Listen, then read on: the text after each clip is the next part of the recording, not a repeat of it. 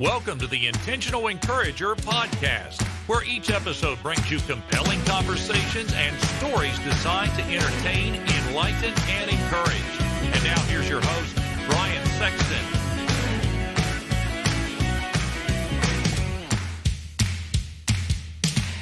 And welcome into the Intentional Encourager podcast. I'm your host, Brian Sexton. Thank you for joining us again today. And it's not often that you get to do a podcast, talk football, and talk life and intentional encouragement, especially with a former NFL lineman. But we've got that today. He is Tony Hills. You can find him on LinkedIn at Tony, Tony Hills, Hills. But you can find him right here, right now on the Intentional Encourager podcast. Tony, what's good, man? How you doing today? Brian, what's going on, man? Pardon me if you hear the train tracks in the background. We're gonna take a look at some of this gravel that the train's moving right now while we do this interview, man. Tony is actually doing this remotely. So the beautiful part about it a lot of times is we get folks on the Intentional Encourager podcast that do the interview from their car or their office and things like that. And so, man, I'm just happy to have you here.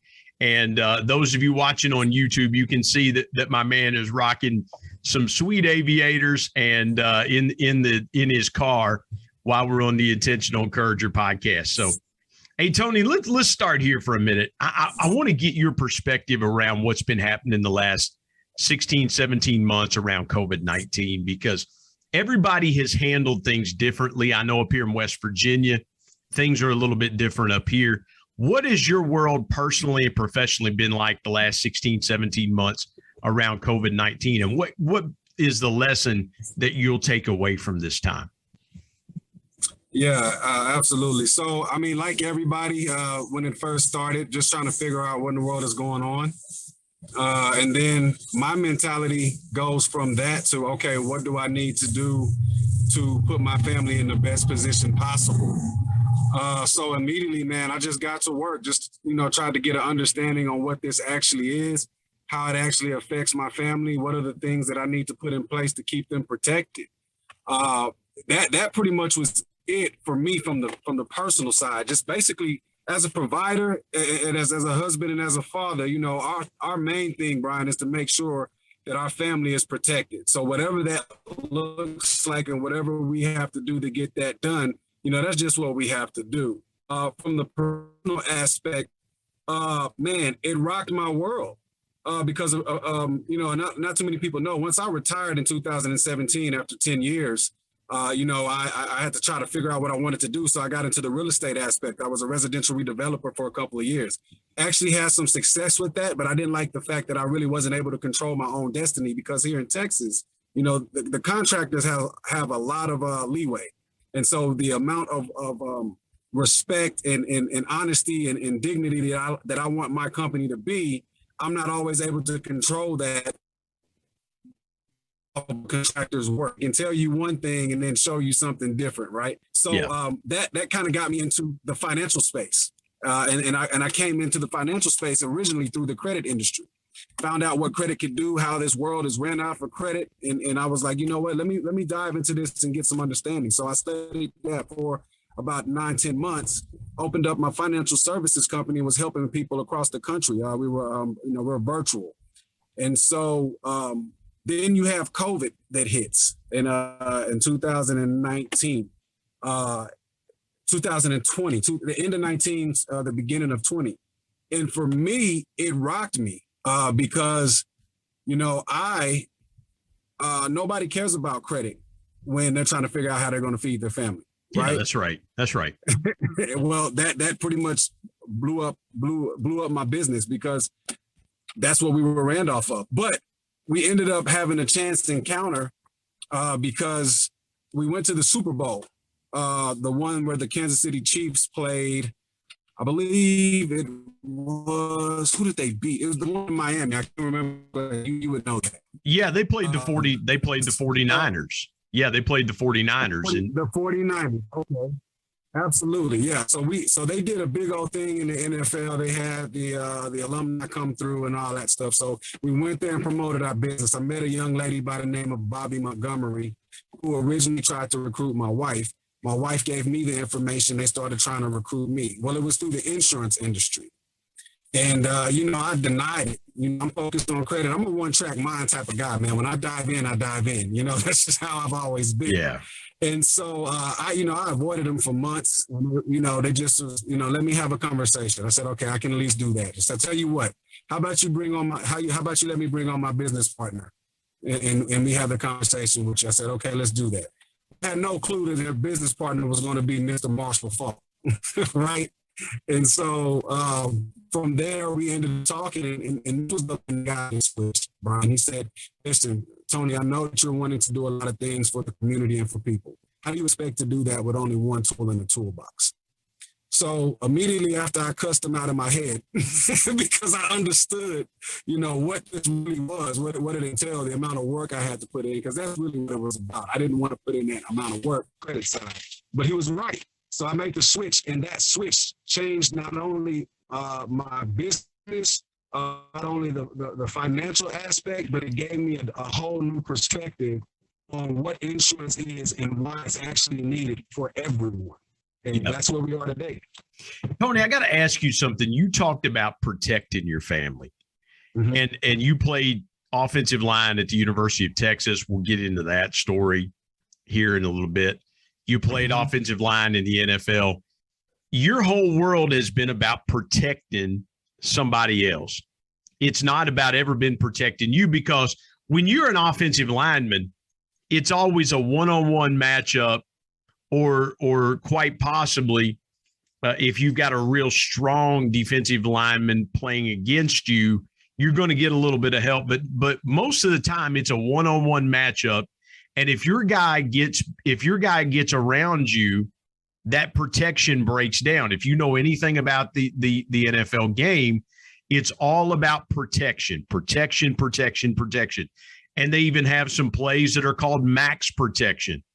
When you think about the way you've grown up, so to speak, in athletics, does it surprise you that protection was your number one thought when the pandemic hit?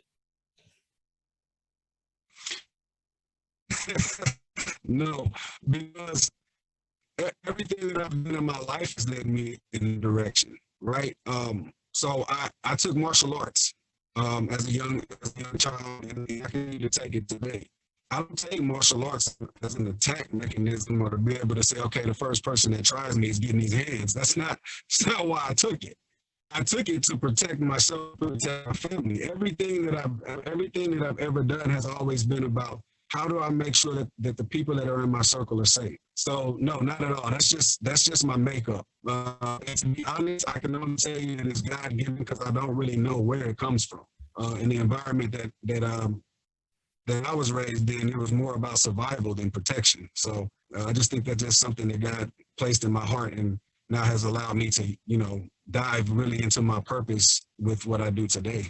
And the reason I ask about protection is the makeup of an offensive lineman. It is, I'm attacking what's in front of me, right? I am using the techniques that I know very well. My foot placement, my shoulder placement. You hear, and I watch and study a lot of football and things like that. Growing up a Cincinnati Bengals fan, the greatest left tackle, in my opinion, that's ever played the game is a guy named Anthony Munoz, number 78. He was the ultimate left tackle. He had perfect footwork and technique.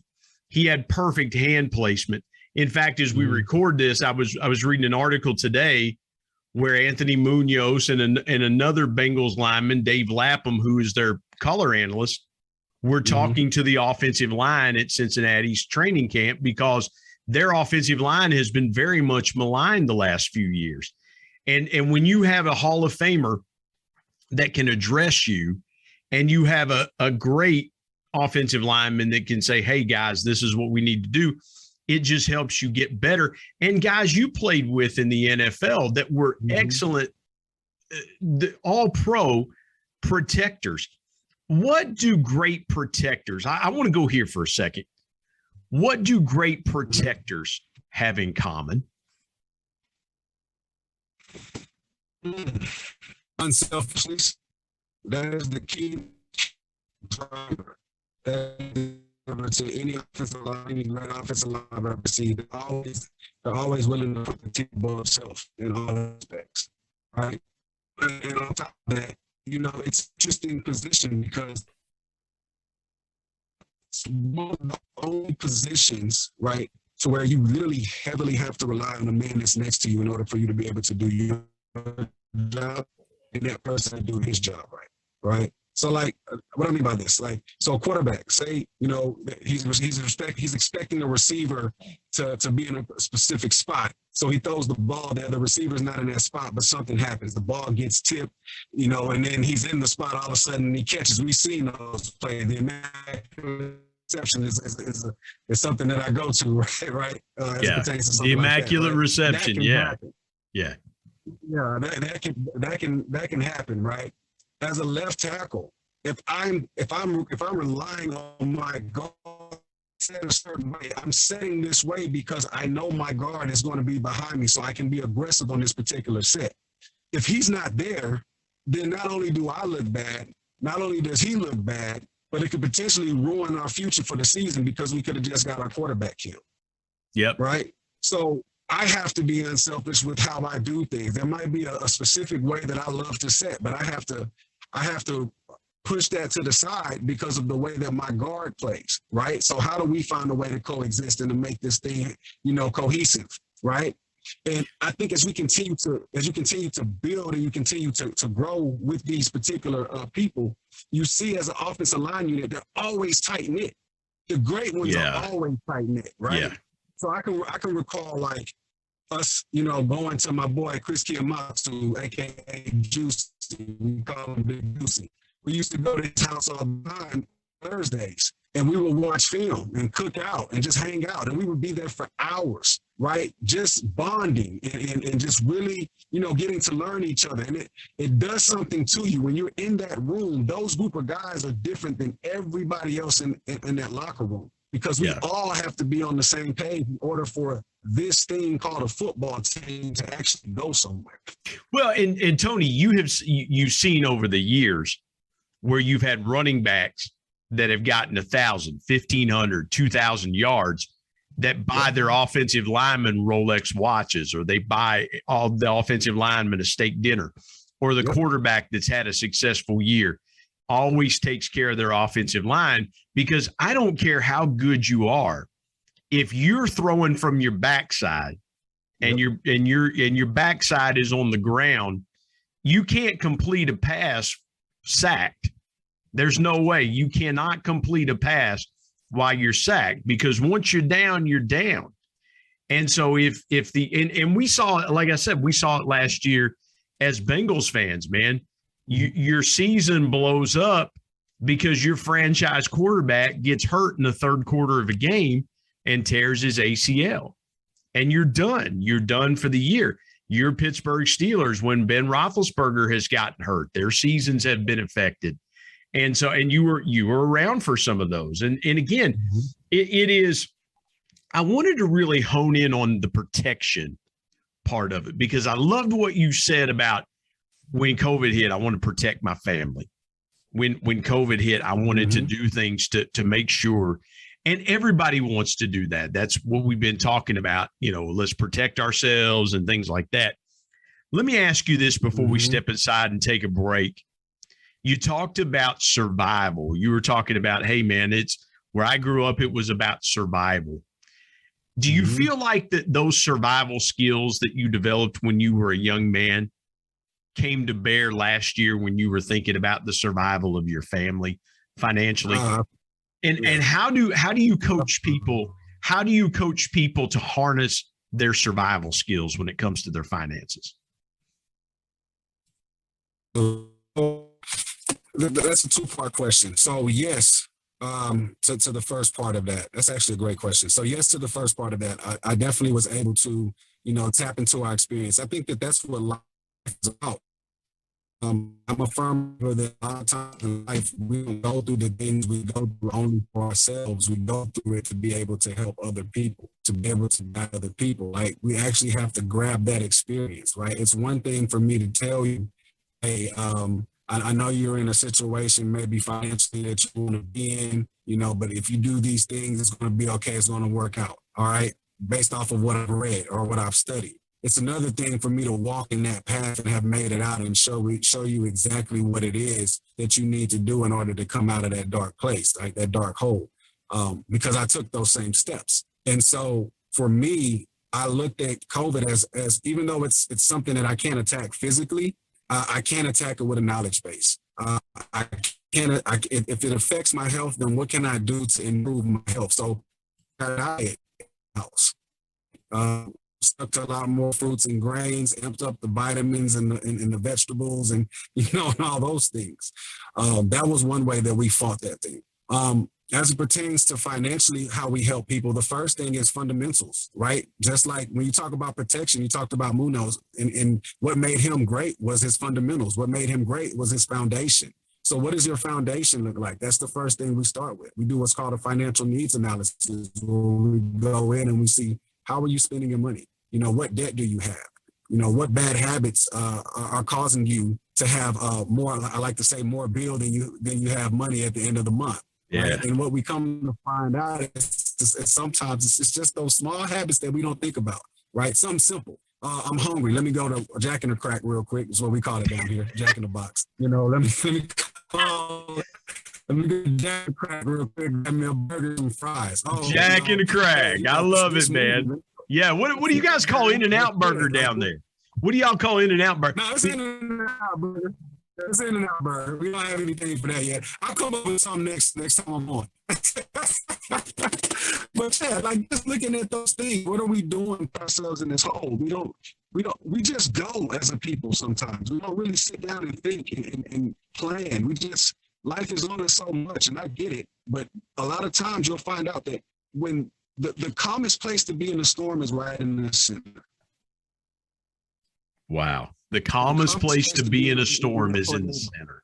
Man, I love that. It's right in the center. And that tornado, right in the center, man. And so when you have things that are going on around you, take a step back, sit down and think, right? We don't do that enough, I don't think, as a people. I don't think we think enough. Let's sit down and think our way through a lot of these things instead of being reactive. That way, when they do come, we can be proactive. Yeah, 100%. 100%. Tony, let's step aside, take a break. When we come back, I want to get your take on some NFL stuff that's going on. You're the perfect guy to talk some NFL football with. If you're an NFL fan, you definitely want to stick around for this next segment, because Tony's going to break some things down for you. And then here in just a little bit, we're going to get into his story, how he talked about survival early in his life. And we're going to get into that. Talking to my friend Tony Hills, former NFL offensive lineman, now the owner of S.T.A.T.T Financial. And we're going to tell you at the end of the broadcast how you can partner up with Tony if you're looking for some financial advice. I'm going to tell you how you can get in touch with him. Tony Hills joining me on the Intentional Encourager podcast. Back in just a moment.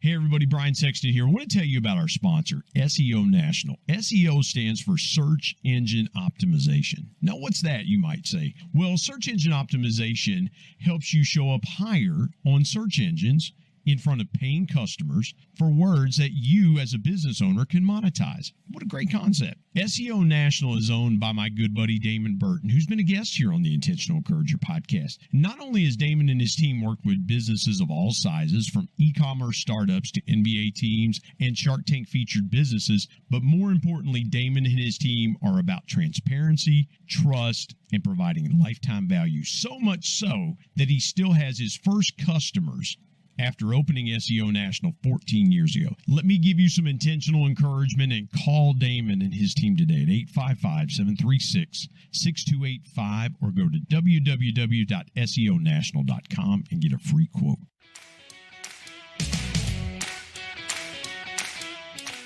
Tony, before the break, we were talking. I told the folks I wanted to talk some NFL with you. And so as we record this last night, Steelers and Cowboys played the Hall of Fame game. That first exhibition game, you're not going to really get a whole lot, but we're going to a 17-game season this year for the first time. What do you think the mentality of a lot of the guys are going to be? And you obviously you keep in touch with a lot of guys that are still in the league, but what's the mentality of a 17-game season versus a 16-game season? Are the players looking forward to it? And how would you be looking at it, adding that extra regular season game? You know, that question is interesting because it depends on where you catch me, right? So if you catch me as a rookie to maybe a 3 or 4 year pro, I'm all for it. Another opportunity to play the game, another check to put in the bank account. Makes sense, right? If you catch me 5 years or after, I'm trying to understand how this correlates with the message of player safety. Yeah. You know, because I know as a fan it's excellent to watch, but a lot of times what we forget is that these are humans. They're exceptional at what they do, but these are humans. And so adding another game adds another injury, because at the end of the day, you look at it and you say, okay, we add 17 games, but we still have the 4 playoff games to get to the Super Bowl, right? And what is the repercussions physically for these players by adding that extra game? Yeah. Because Yeah. There's a lot, Brian, a lot that goes to it. Let me break it down. My regimen, right, at around year 6. So we play on Sunday. Okay, so we're good. Monday we come in. Some teams we would come in early. Other teams they'll let us come in later on in the evening, or they would give us a victory Monday. So we'll go off the victory Monday because I won a lot of games in the league. So Yeah. on a victory Monday, all right, I would wake up around 7 o'clock in the morning. You would go to the training room because you would want to get your hot and cold tub in, your stretch, your foam roll. You want to get a light lift. From there, I would go and get a massage. From there, I would go to get acupuncture. From there, I would go to see a chiropractor. And Tony, let me jump in here. The reason being is, and I've heard this said, and I didn't mean to interrupt you, but no, you're good. What I have heard is that every NFL Sunday is like being in a car wreck, or every Absolutely. play is like being in a car wreck. So how important was it for you? You talk about hot tub, cold tub. You talk about a massage.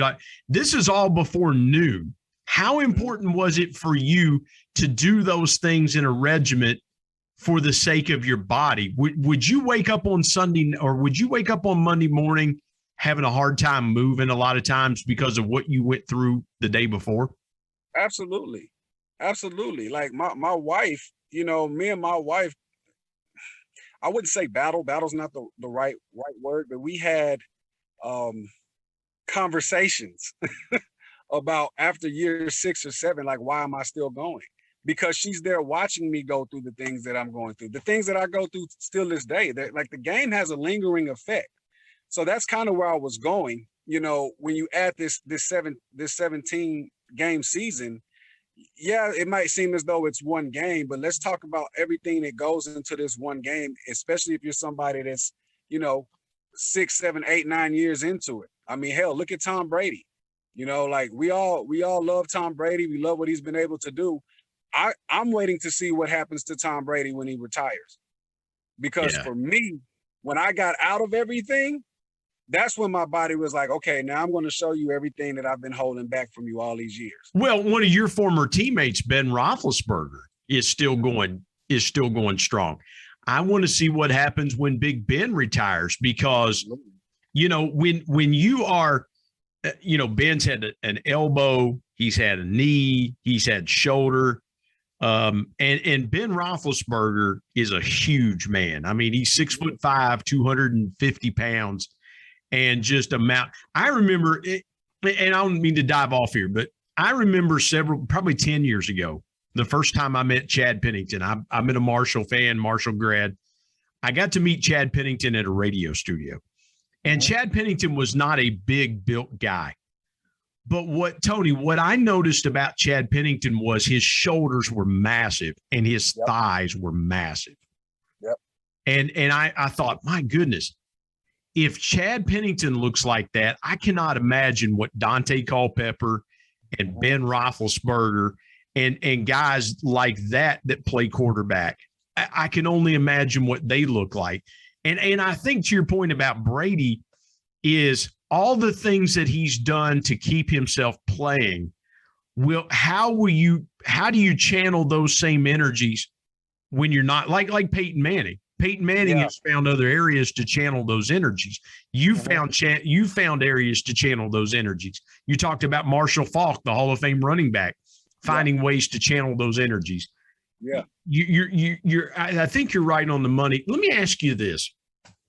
What does the typical NFL fan not know about the NFL that would surprise them about players that play the game? Because, and Tony, forgive me for a long-winded question, but I'm going to go here for just a second. Here's where I'm going with it.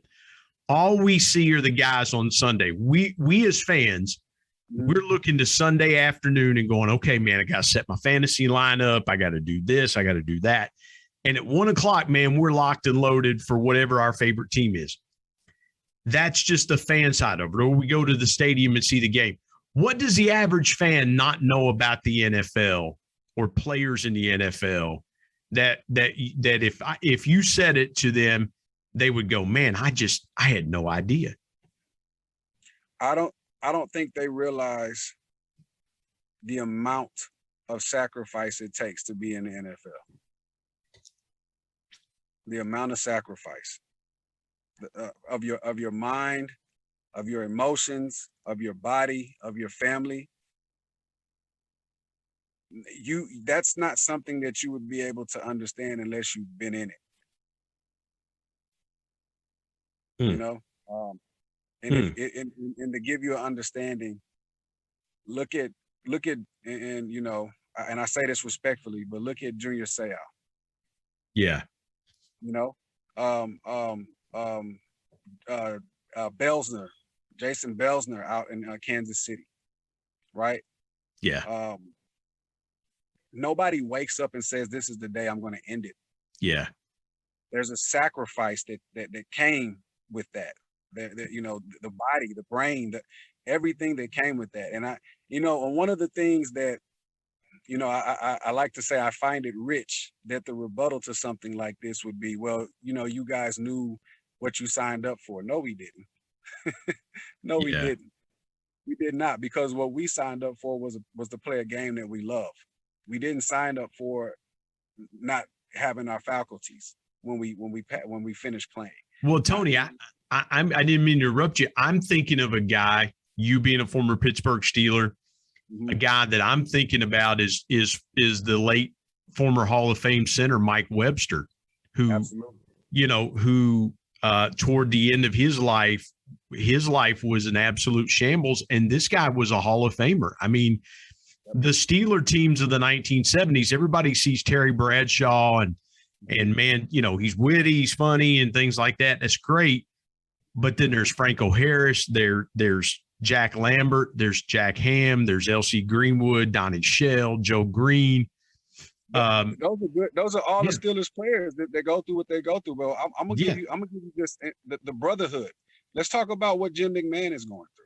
That's right. Or a guy that played with Jim McMahon, a guy named Dave Duerson, the late defensive back. Yes. Dave Duerson. Yes. Nobody knew that they were signing up for that. There was a skill set that we had, and we were like, yeah, I want to do this at the highest level, just like any other person. You know, I have a friend of mine, a buddy of mine. He's in the oil and gas industry, right? And you know, eventually, when he first went in there, it was like, man, it's an easy job. You make good money. That was the thought process, right? But as he got into the job, 10, 12, 13 years, you know what he realized? Man, I'm around stuff that either catches on fire or blows up or has the potential to blow up. Like, I'm playing with my life. Yeah. That was 13 years after he had already been in that career field. That's what I'm saying as it pertains to the sacrifice. We didn't know that. And the reason why we can say that is because the concussion protocols and all these things, where were these things before? Yeah. There was a movie that came out, and after the movie came out, now we're proactive. But you have to know that if you're dealing with doctors, these are people that are at their highest level of understanding as it pertains to what it is that we do. You've been a doctor in the NFL since 1980. You mean to tell me that you didn't correlate brain trauma Well, Tony, here's the thing. I played baseball from little league all the way through high school. Mm-hmm. Nobody told me as an 11-year-old not to throw a curveball. Mm-hmm. Nobody said, hey, you're going to tear up your elbow. They were like, yeah, if you want to throw it, throw it. If you can throw one at 11 years old, go ahead and throw it. And so kids just automatically come up throwing curveballs, or kids now, they start 6, 7 years old playing tackle football. Yep. And it's like, man, you just go full tilt depending on where. And for a lot of kids here in West Virginia and things like that, the opportunities are not there. So if you're an elite athlete, you're going to do anything that you can do to get to that next level and play at a University of Texas like you did and try to move on to the NFL. I got to ask you this before we take another break. Speaking of the University. Let me speak. Yeah, go ahead. Yeah, go ahead. Go ahead. That part that you, just that one statement, that part that you talked about, the kids in West Virginia that come from a small town. Remember I talked to you about that survival mode that I grew up in? That's what that is. That's a way for them to be able to elevate their families. That's a way for them to be able to have a better life. That's why kids that come from the areas that I come from, I can't speak to anybody else, but I can only speak to my experience. That's why they play the game. Yeah. They play it for that. Mom works 90 hours a week. I'm in an area where I'm losing friends left or right.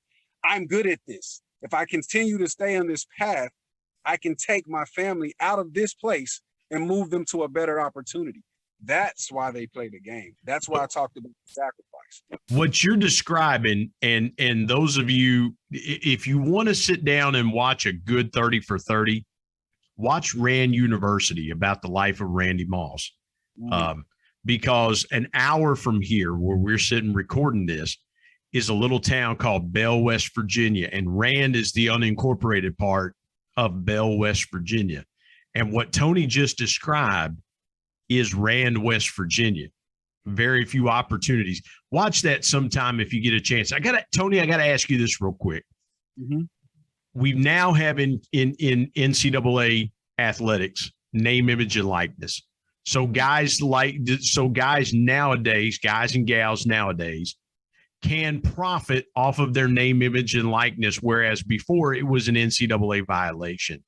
Mm-hmm. If you are counseling a young man or a young woman at the University of Texas, and they came to you and said, Tony, I've got an opportunity with NIL to do this and that. I want to get some financial advice. How do I protect my assets so that if I can go on and play at the next level, I'm going to be prepared for even greater income that's going to come in? How would you counsel a young person today that is looking at name, image, and likeness and now being able to capitalize off something that you guys were not able to do 15 plus years ago? Yeah. So I definitely want to dive into that question. I think the thing is, and this is what I've thought about that, because I'm all for it. I'm all for it. If university is profiting off of the things that we're doing on that football field, so I'm all for getting some sort of, payment for that. I think the thing originally when I saw it, my mind automatically went to the players that got kicked off of teams for doing the same thing that now is legal. And they were doing it for purposes, again, goes back to that survival. That was the thought process that I had. But to answer your question, I would start with the first thing that we need to do is understand how money works. So we need to start getting into some finance classes, and not necessarily, from a major perspective, as it pertains to that being, finance being your major, but maybe having those financial educators come to, the facilities, and we have a couple nights or 2 nights out of the week where they discuss the basics of how money works. What does this look like? Marketing, branding, all of these different things. I think that you make it mandatory that you do a 2-week class, not a 2-week class, but 2 classes a week. And then those players are required, just like they did with study hall. Those players are required to at least attend one of those classes a week. I think that that's how you start, because these kids are, it's a slippery slope. you're going to have some guys that come in, like Master P's son just got like $10 million or something like that, right? You're going to have something like that. And then you're going to have every kid thinking, well, I'm just as good as this kid, so I should be. And now they're playing for that as opposed to playing the game and then allowing the rewards to come to you after you've put in a certain body of work. So it's a slippery slope. But to answer your question, that's what I would do. I would have it to where out of the week, you have 2 classes that talk about one finance, the other talking about money management or marketing or anything of that nature, and make it mandatory, just like a study hall, that those kids have to attend those classes. Because that's really the only thing you're going to be able to do. You're not going to be able to tell them how to spend their money. So at least prepare them when they get it, to where they don't ruin their lives or ruin their opportunity to advance to higher things because they're getting, these prizes, so to speak. Well, and Tony, here's the thing, and we'll get to a break, I promise. But the thing about it is, the offense, the starting left tackle may not be as quote unquote marketable as the starting quarterback. It's like the NFL. Your quarterbacks are making 2 and 3 times the money that other positions are making in the NFL because they're high profile positions. As we record this, the Buffalo Bills just signed Josh Allen to an extension, and I think the contract is going to be worth like $250 million for a franchise quarterback. And so there is a level of inequity based on what position you play, whether or not you're going to have the other opportunities that most people have. It's interesting. It's a very interesting time. I love the way you said that. Let's step aside, take a break. We come back. I want to dive into some of Tony's story. You're going to love hearing his story and how he got to where he got to. I'm talking to my friend Tony Hills, president of S.T.A.T.T Financial, S.T.A.T.T Financial. And you come back with us here on the Intentional Encourager podcast. We'll be back in just a moment.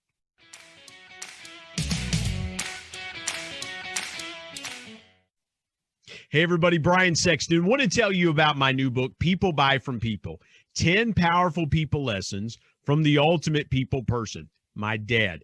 My dad was one of the greatest connectors that I ever knew.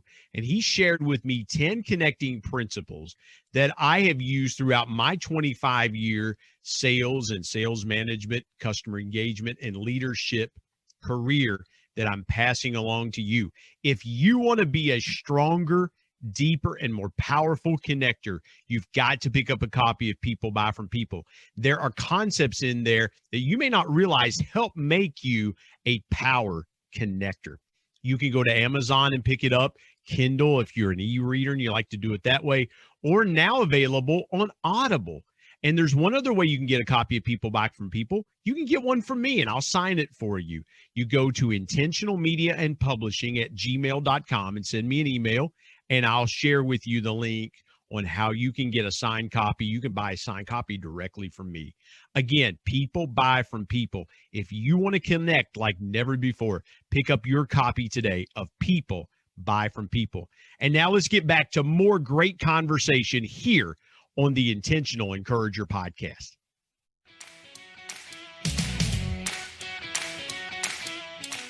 Tony, let's dive into your story in the remaining time that we have. And man, take us as far back as you want to take us from point A to today. I know you alluded to a little bit of your post-NFL career, but man, go back as far as you want to and tell your story. Absolutely.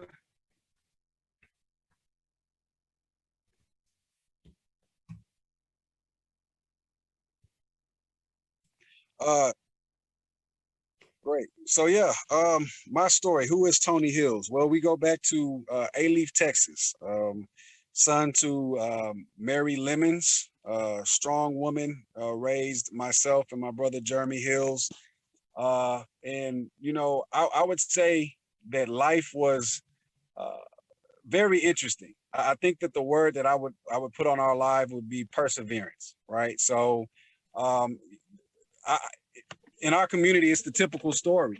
You grow up, single parent home, the mom's trying to make everything happen. And us as, young Black kids in an impoverished area, we're just trying to make sure that we don't make the crucial mistakes, right? We're not trying to, get locked up, and we're definitely wanting to be on this planet for as long as God allows us. So I kind of took over as the man of the house at a very early age, about 10 years old, 10, 11 years old. You know, I was living on my own. Mom had to go to work, and I had to watch out for my little brother. So I think that as I speak on my story, that's where a lot of the protection aspect comes from. The fact that I had to be a protector of my little brother while my mom went and, you know, brought in, you know, finances for us to be able to survive. But I always knew that I had a purpose, and I always knew that I had a talent. And so from there, it kind of flourished. You know, I was always a big kid. I was 6'1", 250 pounds in middle school. So I was a defensive lineman. So they used to call me the Big Cat after Leon Lett. You know, and then I went to S.T.A.T.T High School, where things changed for me in a great way. But prior to that, I actually left and went overseas, because what a lot of people don't know, interesting tidbit, my basketball was my first love. So I went overseas and played for the Junior Olympics, and we lost to another American team, but we placed second in the 15 and under group. And that opened up my eyes to it being a bigger world than just A-Leaf, Texas. I think that was a turning point for me in my mindset, because I had only known that place. But when you got to see how people really live, and you got to see what poverty really was, it kind of put what we were going through into perspective, right? Like, you got the kids out there in Barcelona and Madrid and Valencia and some of these places, they don't even have shoes. They haven't eaten in days, but they got a soccer game going, and they're happy and they're laughing. So that let me know that life is all about your mindset and what you make of it. So I think that started the mental makeup for me. Then we go over to S.T.A.T.T High School. I lettered as a sophomore. I was the #1 tight end in the country when we left, and I was top 10 or top 15 player. And the University of Texas came calling after I injured. I had a gruesome injury in high school. I tore every L that there is: LCL, PCL, MCL, ABCDEFGL. Everything in the knee was gone, and it developed a condition where my perennial nerve was stretched, called drop foot. So I had over 100 and something offers for all colleges. Couldn't went to any college that I wanted to. After I got hurt, it was pretty much the University of Texas that was there. And you know, shout out to Mac Brown to this day. He told me that, you know, even if you never play football again, we offered you the scholarship because of the man that you are. So if you want to come here and get your education, that scholarship still stands. And he honored something that he didn't have to. So for me, when I went into Texas, my whole mindset was, I'm going to make him right. Ended up changing positions from tight end to left tackle. Got to give a shout out to my man, Jeff Mad Dog Madden. If you guys don't know him, go look him up. One of the greatest strength coaches there is. I think he got inducted into the Texas Hall of Fame, Longhorn Hall of Fame. But hey, Tony, I want to jump in here, because there are times that guys make that transition from tight end to tackle. Yeah. Because, you know, there's a need there. It's not the move that most people want to make. Most people want to go from tackle to tight end because you can actually touch the football. You went the other way. What was that mindset flip for you? And what was it that made you say, you know what? I can go from tight end to tackle. I'm cool with that. What was that like, switching positions like that for you, especially at the high Division I college level? Originally I hated it, because just like you said, man, I want to score touchdowns, man. I don't know anything about kick sets and, you know, pass blocking and all. I don't know anything about that. But I had a talk with my older brother, and he out of all my brothers, he's the one that's very candid in his speech, right? And so he was like, "Listen, bro, I don't give a explicitive about what you feel. This is the best move for you." He said, "You're not finna go into the league and do this and do that playing tight end. but as a tackle, utilizing your athletic, he just went in. And so I sat back and I listened to it. And I thought to myself, well, this wouldn't be the first time that I switched positions, because since I've been playing this game, I was never at one position. I always, had transition. I started off as a defensive tackle, then a defensive end, then a linebacker, then a tight end. So I was like, okay, well, let's go ahead and make it happen. Best decision I ever made in my life. And I'm glad I listened, because, as we get into the story, you see what ends up happening by me being able to adapt. But yeah, I think once you're able to realize,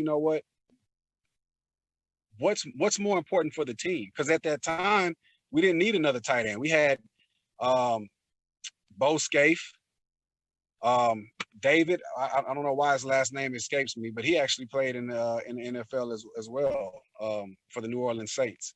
But we had tight ends, and so we didn't have linemen. So again, doing what's best for the team, I made that switch, and that was the best thing that could ever happen. At Texas, man, as you know, Brian, we won a lot. That was 05, 04, 05 season, national championships, Rose Bowls, Big 12 championships. Never lost a bowl game. I only lost to Oklahoma once, and that's a big deal. Yeah.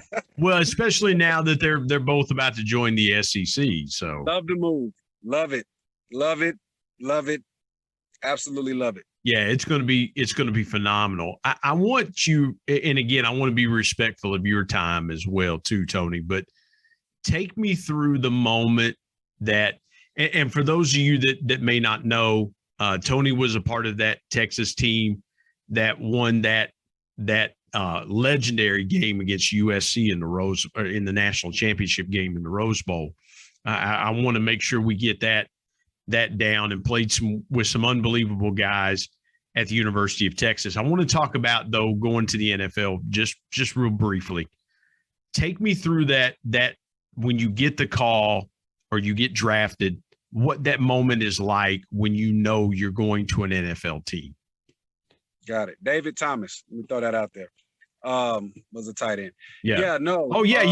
And there was also a guy you played with, a guy named Vince Young. We got to remember. We had to talk. Yeah, absolutely. Yeah, he's a very crucial part. Yeah, I didn't mean to glance over that, man. We can't forget about VY. Like we always say, man, you can't spell victory without VY. Without VY, that's exactly right. What was that like though when you get the call to go to the NFL? Were you drafted or signed as a free agent? Take me through that moment if you don't mind. Absolutely. So the whole experience, so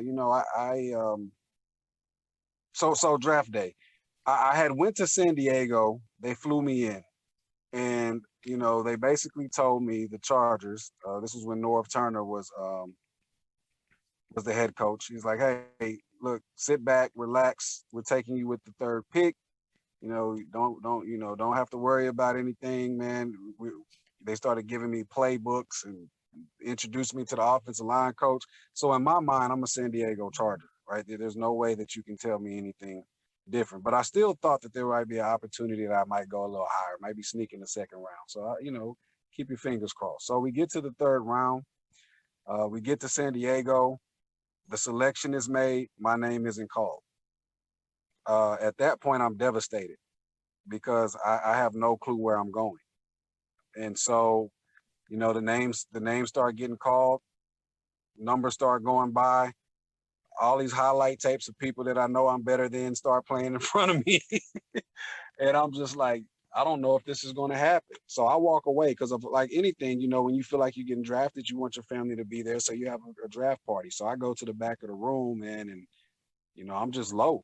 I'm thinking that, all of the sacrifices, the things that I've made, the things that I've put my body through to this point, thinking about my mom and my little brother, how am I going to provide for them, all of these things. And so, I go back in, I get my mind about me. I go back in and I get this phone call, and it's from a 412 area code. So I almost hung up because I was like, man, I do not feel like dealing with spam calls in this moment.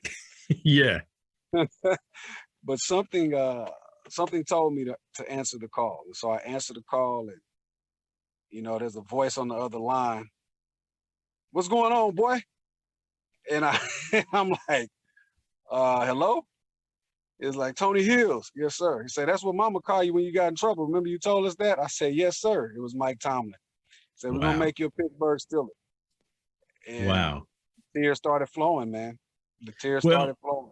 And full disclosure, Tony, I had a guest on a couple of weeks ago, a guy named Joe Person. He's a friend of mine who covers the Carolina Panthers for The Athletic.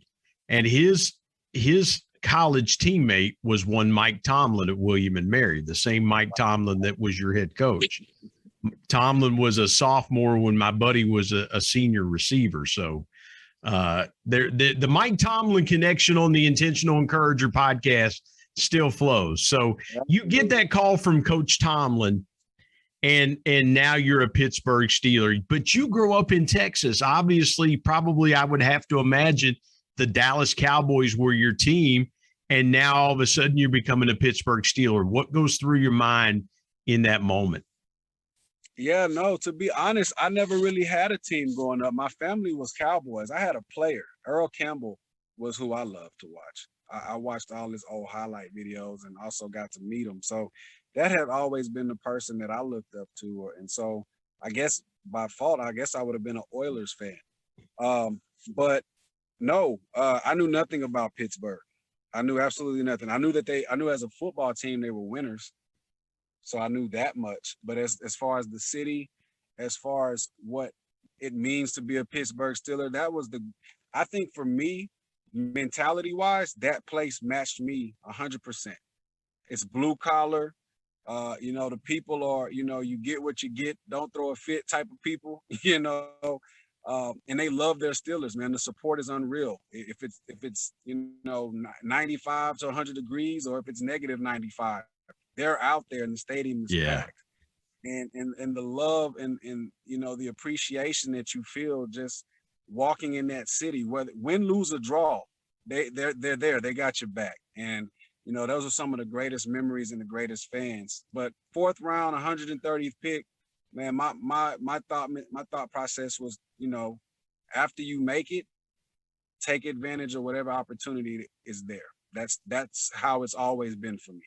Tony, you played in the Super Bowl, a part of the Super Bowl team in Pittsburgh, but I've got to ask you this, and man, as we're running close to the end of time, what was the one thing that you took from your time in Pittsburgh as a Pittsburgh Steeler that will go with you the rest of your life?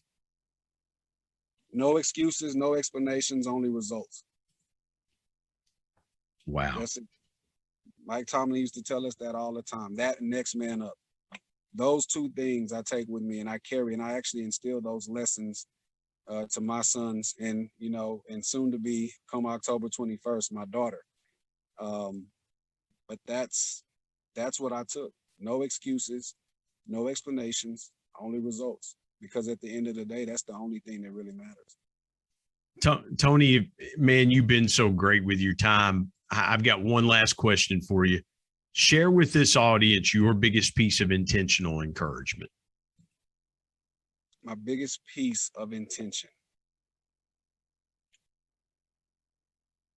Listen to yourself. Listen to yourself.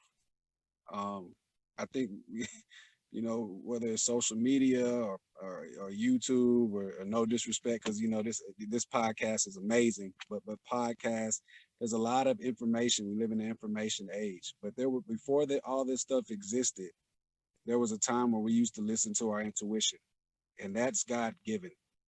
So I would say to listen to yourself. Man, that is so good. Tony, tell folks how they can connect with you. If they want to know more about S.T.A.T. Financial, S.T.A.T.T, tell folks how they can connect with you and find out more about what you're doing at S.T.A.T. Financial. Absolutely. So the website should be finished here within the next week or two. But right now I'm sending people, whether you go to LinkedIn, Tony Hills on LinkedIn, or you can get to me through Instagram at Tony the Tycoon, all one word. And on there, I'll post the website up and everything so people can get in touch with me from that point. Tony the Tycoon on Instagram. I'm jotting this down so we can put that in the show notes on Instagram. Tony the Tycoon. You also want to connect with him on LinkedIn, and then you'll be able to find out more about his company, S.T.A.T.T, S-T-A.T.T, S.T.A.T.T Financial. Man, what you got to have the stats, man. If you're going to play at the next level, you got to have the stats. Absolutely. The quick rundown on what we do, Brian, man, we're wealth creators. We basically take the things that the wealthy have done, right? Their strategies, and then we give it to those that are looking for financial independence. That's what we do. We have different strategies on how we do that, but that's what it is in a nutshell. Man, that's awesome. You're leveling the playing field for a lot of people out there that want to win with money, and they want to be champions with the resources God's given them. Tony Hills, man, I've been looking forward to this for a long time. And my man, you made it worth it. Thank you for joining me today on the Intentional Encourager podcast. Hey, thanks for having me, man. You guys be blessed.